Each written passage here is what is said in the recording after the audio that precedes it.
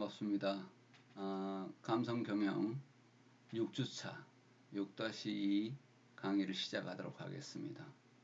오늘은 자포자원경의 무제출시에 대해서 감성경영에 관련 내용을 수업하도록 하겠습니다. 늘 그랬듯이 6-1 강의 복습을 해보도록 그렇게 하겠습니다.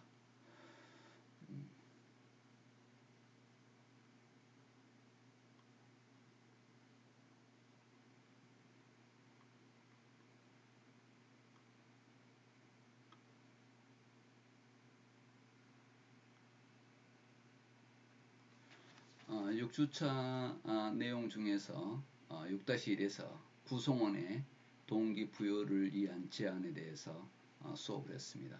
그 내용을 한번 다시 살펴보고 6-2의 감성을 통한 동기부여에 대해서 이야기하도록 하겠습니다. 구성원의 동기부여를 하기 위해서는 첫 번째 개인차를 인정하라 하는 내용이었습니다. 구성원들은 다 똑같지 않기 때문에 그들의 다른 욕구, 태도, 성격, 다른 중요한 개인 특성을 가지고 있다는 것입니다. 그래서 그런 개인차가 있다는 것을 인정을 하고 동기부여를 해야 된다는 것입니다. 두 번째는 직무의 매체라, 사람을 직무의 매체라고 그랬는데 사람과 직무의 조화가 동기부여에 좋다는 것입니다. 높은 성취 욕구를 가진 사람에게는 도전적 목표를 주어지는 것이 좋다. 그래서 모든 사람이 높은 자율성, 다양성, 그리고 책임을 주는 직무에 동기부여되지 않는다는 것도 기억할 필요가 있다는 것입니다. 그래서 사람을 직무에 매치시켜야 된다 하는 내용입니다. 그 다음에 목표를 이용하라는 것인데요.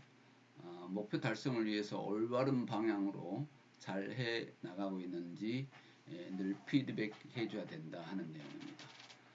그 다음에 네 번째는 구성원에게 목표 달성에 대한 확신감을 심어줘야 된다고 하는 부분인데 많은 사람은 실제 목표 달성이 가능함에도 불구하고 불가능하다고 믿는 구성원들은 노력하지 않더라는 것입니다. 그래서 성공적으로 목표 달성을 할 수 있음을 확신시켜 줘야 된다 하는 내용이 네 번째 내용이 되겠습니다. 다섯 번째는 보상은 개별적으로 하라 이 내용이거든요.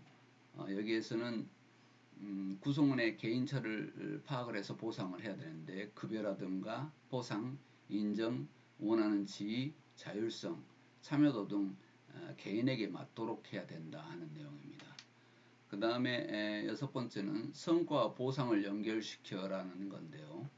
성과에 대해서 그에 상응하는 보상을 줘야 되는데 내재적 보상과 외재적 보상을 균형을 통해서 즉각적인 성과 보상이 이루어져야 된다. 그래야 동기부여가 된다는 것입니다. 그 다음에 시스템의 공정성을 점검해라는 것인데요. 구성원들은 보상이나 산출이 투입과 비교해서 공정해야 된다고 생각합니다. 본인이 투입했던 내용 부분에 대해서 산출 내용이 공정해야 된다고 하는 부분입니다. 그랬을 때 구성원들은 만족도가 높아진다 하는 내용입니다. 아홉 번째는 구성원에게 지속적인 관심과 배려를 회원을 하라는 건데요.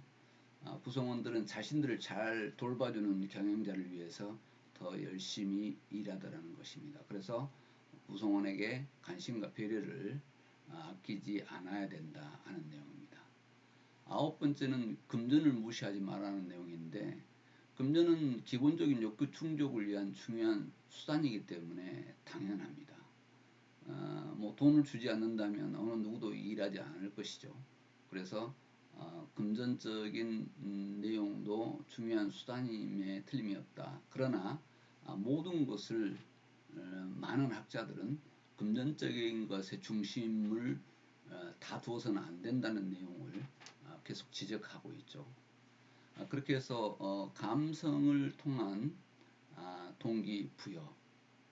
요 내용은 금전적인 내용만 모든 것을 할 게 아니라 감성을 통한 동기부여가 중요하다는 내용을 이야기하고 있습니다.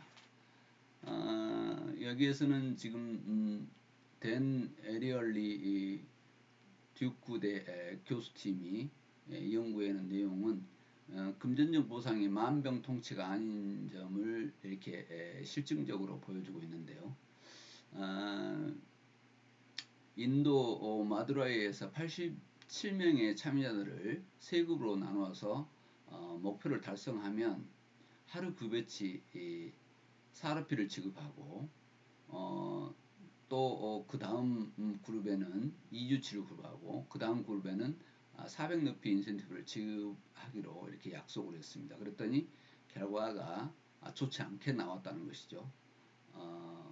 더 높은 인센티브와 더 낮은 성과로 연결됐다는 보고입니다. 여기에서 성과에 미치는 내용이 높은 보너스를 지급했는데 오히려 성과가 더 낮았다는 결과를 보여줍니다. 뉴욕시 사례인데요. 뉴욕 시장이었던 마이클 브룸버그는 블루오션을 적용해서 인사관리를 잘했던 사람으로 유명한 사람입니다. 그러나 여기에서 공립학교 수준을 높이기 위해서 7,500달러를 들여서 대규모 실험을 시작을 했는데요. 공립학교의 학생 출석률과 졸업률 목표 달성을 하면 교사에게 3,000달러의 인센티브를 주겠다고 약속을 합니다. 그런데 교사들이 인센티브를 받기 위해서 학생들을 열심히 지도할 것이라고 생각을 했고 그 대상을 더욱 확대하겠다고 공언을 했는데 나중에 이 제도를 폐지했습니다. 왜 그랬는가 했더니 4년간 운영해 보니까 역효과만 나더라는 것이었습니다. 학생들의 성취도는 떨어졌다는 게 유일한 효과였다고 이렇게 이야기하는데요. 이 내용을 시카고에서도 실시했는데 결과가 비슷했습니다. 그래서 금전적인 보상만이 다가 아니라는 내용을 여기서 볼 수가 있었습니다. 오늘 여기서 지금 이야기하는 감성 경영에 대한 것을 자포자기형 무죄칠시 불교에 있는 내용을 여기에 지금 적용시켜 본 것입니다. 경영자에게 많은 시사점을 주는 내용으로 교재는 제시하고 있습니다. 경영자는 구성원을 선의로 보고 호의를 베풀어야 한다고 했습니다. 첫 번째가 눈에 보신데 언제나 눈으로 부모, 스승, 사문, 바라문을 대하고 나쁜 눈으로 대하지 않는 것이 보시라 이렇게 했습니다. 여기에서 지금 조금 새로운 단어가 불교 용어가 있는데요. 상문과 바라문에 대해서 지금 여러분이 이해 쉽게 단어 해석을 해놨습니다. 사문은 출가해서 수행하는 사람들을 통틀어서 읽는 말이고 바라문은 인도 사선 계급 중 가장 높은 승려 계급을 이야기합니다. 그래서 일반 스님과 높은 계급의 스님, 이 바라문을 대할 때 나쁜 눈으로 대하지 않는 것이 눈을 보시다 하는 내용인데 구성원을 선의로 보고 호의를 베풀어야 된다는 것이죠. 직원들은 다 놀려만 한다 뭐 이런 눈으로 보거나 한쪽으로 편향된 사고를 가지고 봐서는 안 된다는 것입니다. 그래서 선의로 보고 늘 베풀어야 한다는 내용이 지금 첫 번째로 눈을 보시다 하는 내용으로 무죄칠시 중에 하나를 이야기했습니다. 두 번째는 경영자는 구성원을 부드럽고 다정하게 대해야 된다는 내용인데 온화한 얼굴과 즐거운 낯빛이 보시다 그랬는데요. 많은 사람들은 직책이 올라가면서 더 어두운 표정 아니면 자기의 어떤 과시의 모습 아니면 높은 사람으로 표정 이런 것들이 굉장히 부드럽고 다정하기보다는 좀 딱딱한 분위기가 더 나타나는 것을 볼 수가 있습니다. 그래서 구성원에게 부드럽고 다정하게 대해야 된다고 하는 부분이 온화한 얼굴, 즐거운 낯빛이 보시다 하한열색이라는 내용으로 여기서 이야기하고 있습니다. 그 다음에 셋째는 경영자는 구성원에게 격려, 인정, 칭찬, 위로를 아끼지 말아야 된다는 내용인데, 이게 말을 보시라 그랬습니다. 그래서 부드러운 말을 쓰고 수확한 말을 쓰지 않는 것이 좋다 하는 내용입니다. 어떻게 하면 격려하는 말을 더 많이 하고 또 인정해주는 말을 많이 하고 또 칭찬해주고 어떤 어려운 일이 있었을 때 위로해주는 그런 말을 아끼지 말아야 된다고 하는 내용을 세 번째로 정리하고 있습니다. 그 다음에 네 번째는 몸무보시인데, 경영자는 구성원을 돕고 지원하는데 몸을 아끼지 않아야 된다 하는 내용입니다. 항상 직접 나서서 돕는 그런 경영자의 모습이어야 된다. 실질적인 그런 행동들이 구성원들에게 엄청난 큰 영향을 준다는 내용입니다. 그 다음에 다섯 번째는 마음의 보시인데요. 구성원에게 열린 마음으로 대화하고 다가가야 한다 하는 내용입니다. 이 내용은 수도 없이 나왔는데 같이 이 영화를 보러 가거나 그냥 호프집에서 호프를 한잔할 수 있는 그런 내용을 사례에서 그전에도 나왔습니다만은 구성원들에게 열린 마음으로 대화해야 된다. 착하고 온화한 마음으로 정성껏 공양하는 마음의 보시가 필요하다 하는 내용인데, 마음을 열린 마음을 가져야 된다는 내용을 강조하고 있습니다. 그 다음에 여섯 번째는 자리의 보시인데요. 구성원의 복리 향상을 위해서 노력을 해야 된다는 것입니다. 그래서 어떻게 하면 구성원이 복리 향상이 될 수 있을 것인가에 대해서 늘 경영자는 신경을 써야 된다 하는 내용이 여섯 번째입니다. 일곱 번째는 경영자 구성원의 마음을 헤아려서 알아서 도와주는 것이 필요하다 하는 내용인데요. 어떻게든 경영자는 구성원의 마음을 헤아리려는 그래서 도와주려는 그런 생각을 가지고 있어야 된다는 것입니다. 경영자에게 금전적인 보상뿐만이 아니라 경영자의 관심과 노력만으로도 구성원들에게 감동을 주고 조직을 변화시킬 수 있다고 하는 부분입니다. 그래서 불교의 자포자기경 무제칠시를 이 교재는 중요한 내용으로 제시하고 있습니다.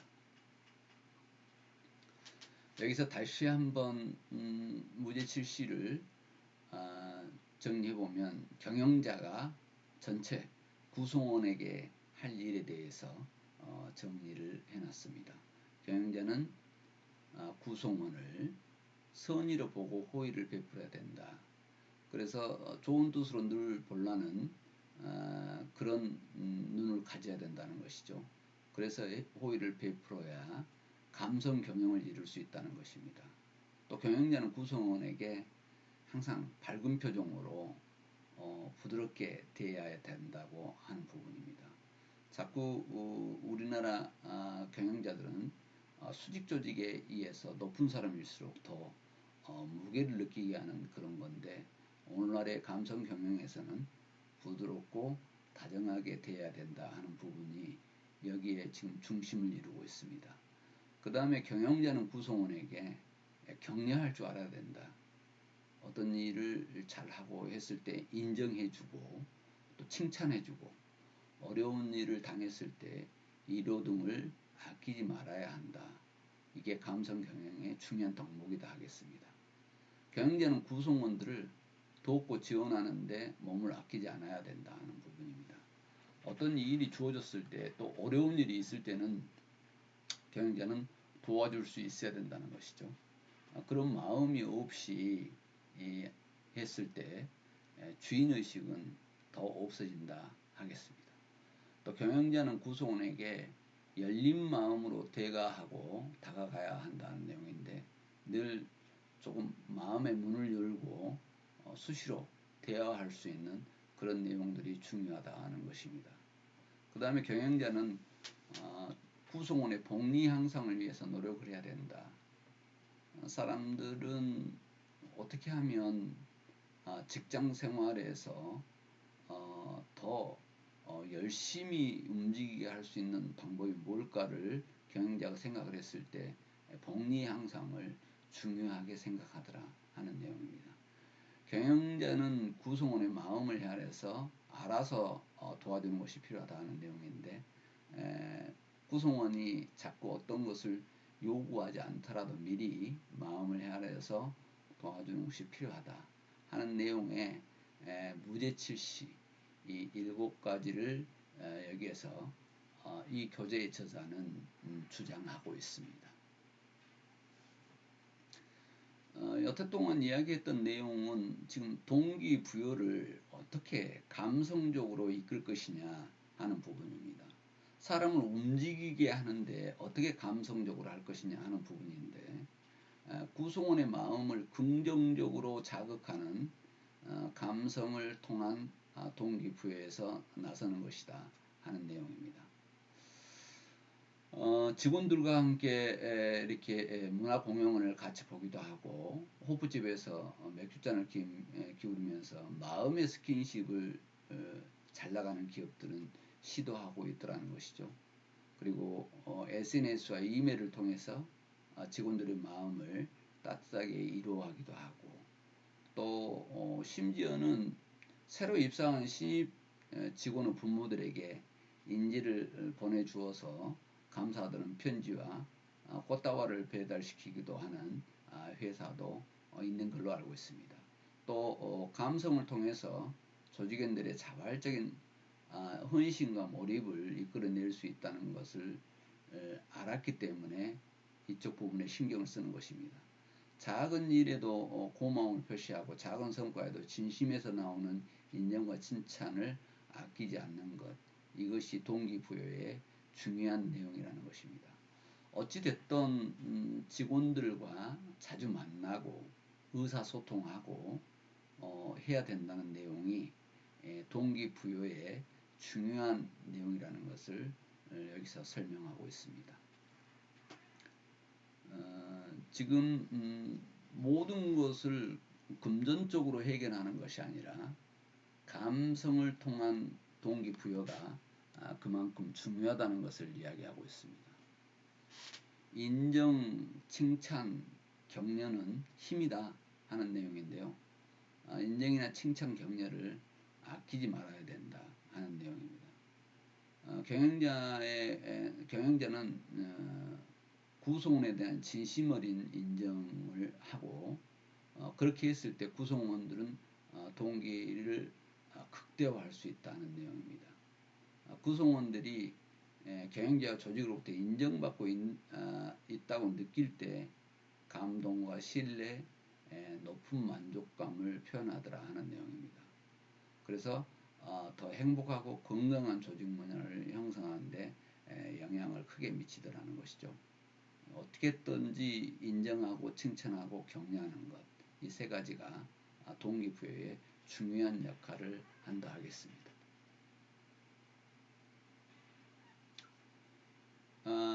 리더십과 조직 변화를 연구하는 오시테너 연구소인데요. 여기는 세계 32,000명, 아시아, 유럽, 남미 이쪽 직원들 대상으로 조직과 경영자의 인정이 끼치는 영향에 대해서 조사했습니다. 그랬더니 조직과 경영자로부터 인정받고 있다는 긍정적인 응답이 61% 증가했고, 또 진심으로 관심을 갖고 있다고 느끼는 응답도 31%로 증가한 걸로 나타났습니다. 그래서 인정 결과 직무 몰입이 16% 증가하더라. 그리고 조직의 자부심이 29% 높아진 것으로 나타났습니다. 그런데 여기에서 지금 문화적 차이가 있음에도 불구하고 경영자의 인정, 칭찬과 격려는 구성원에게 동기를 부여하는 강력한 수단으로 작용하고 있다는 점입니다. 지금 아시아는 또 그렇다지만 굉장히 물질 만능주의의 유럽이라든가 또 남미 쪽 이쪽들에도 이게 통했다는 것이죠. 그래서 감성적인 것은 동양이 더 강하다고 생각을 했는데 서양에도 그 영향이 크게 미치더라는 것이 이 지금 연구소에서 했던 조사에서 나타나고 있습니다.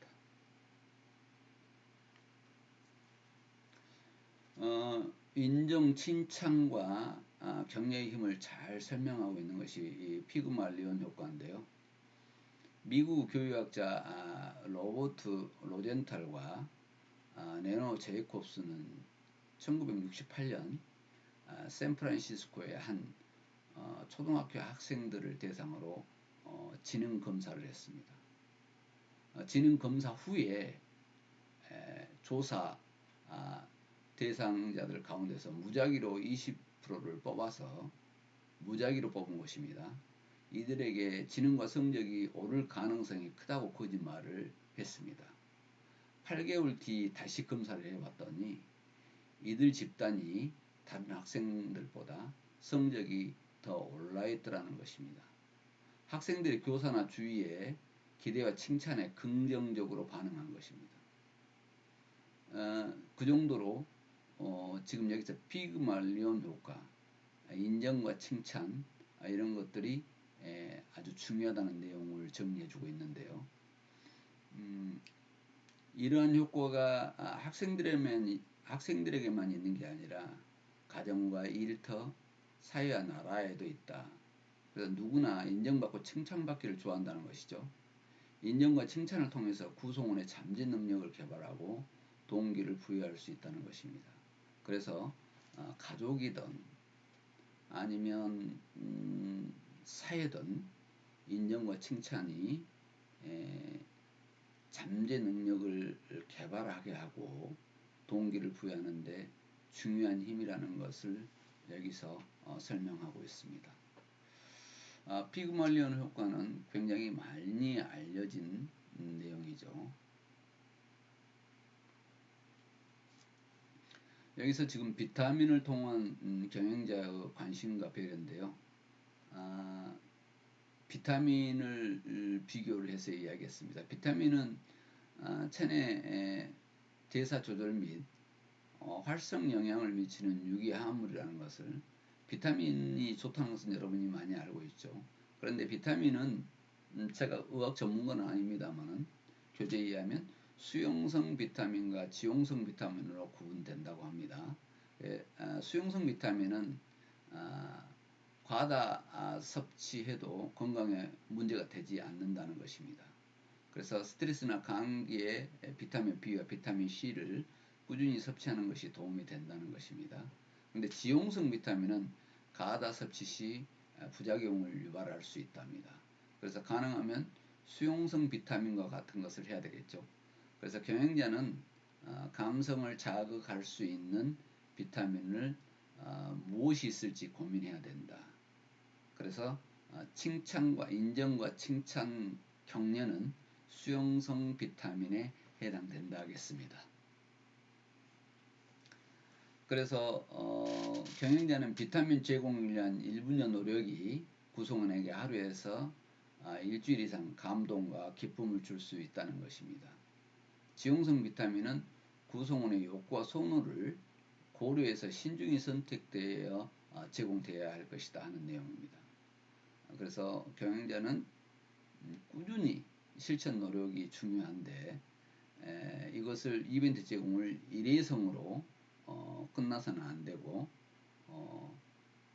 경영자는 지속적인 경영 과정으로 구성원에 대한 관심과 배려를 표현하는 것이 중요하다 하겠습니다. 그래서 그 표현은 구성원들이 흥미롭고 선호하는 것을 택해서 해야 된다는 것이죠. 이렇게 수용성 비타민과 같은 그야말로 인정해주고 칭찬해주는 이런 일들이 우리에게 중요한 내용이다 생각하면 되겠습니다. 구성원들이 선호하는 비타민의 기대 효과를 여기서 정리했습니다. 수용성 비타민과 지용성 비타민으로 구분했는데요. 비타민 B, C는 먹어도 부작용이 없는데 지용성 비타민은 너무 많이 먹었을 때 문제가 된다는 것이죠. 그래서 비타민 B는 칭찬, 격려, 인정으로 이렇게 했고, 구성원의 이름을 기억하고 불러주는 것, 이것도 되게 중요하다는 것입니다. 왜냐하면 많은 직원 중에 상사가 직원 이름을 다 외우지 못한 경우도 있죠. 그래서 이름을 불러주는 것 중요하고, 구성원의 책상 위에 감사와 격려의 메시지를 적어 올려놓는 것, 이런 것도 비타민 B 해당된다 하겠습니다. 또한 경영자의 자필 메시지가 들어간 책을 선물하거나 CEO의 깜짝 방문을 통한 격려와 럭키콜, 행복한 전화를 해준 것들, 이런 것들이 효과가 크다는 것입니다.